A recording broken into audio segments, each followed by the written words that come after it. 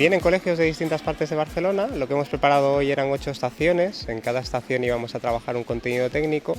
La idea era un poco relacionar diferentes colegios a través de una misma actividad.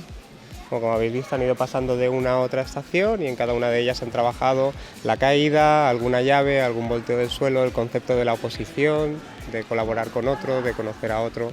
Al tener que mantener un contacto muy estrecho, la mayoría de veces uno tiene que desarrollar la capacidad de respetar al otro, de tenerle cariño, de autocontrolarse cuando juega con él, de ser modesto cuando gana para que el otro no se ofenda.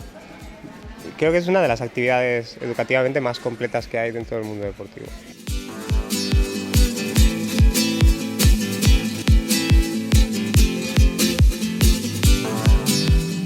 Depende del contacto que hayan tenido. Si en su colegio tienen o hacen judo como extraescolar, pues el contacto es mucho más fácil, y si el único contacto que han tenido ha sido con la televisión o con alguna película, pues vienen con una idea un poco distorsionada de lo que es la actividad.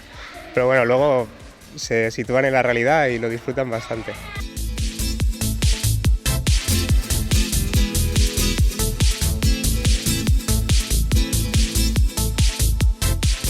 Es un deporte poco mediático, pero en casi todos los coles hay una actividad de judo. O sea, practicantes hay muchísimos. Lo que no tenemos igual es el respaldo de grandes medios. No salen las grandes cadenas y tal, pero sí que es un deporte que en cada colegio suele haber una actividad extraescolar, hay un club en cada barrio, en todas las ciudades de España puedes encontrar prácticamente judo. Y es importante que hagan este tipo de actividades con este deporte o con cualquier otro, porque se relacionan, se conocen, hacen un rato de deporte, cogen hábitos saludables.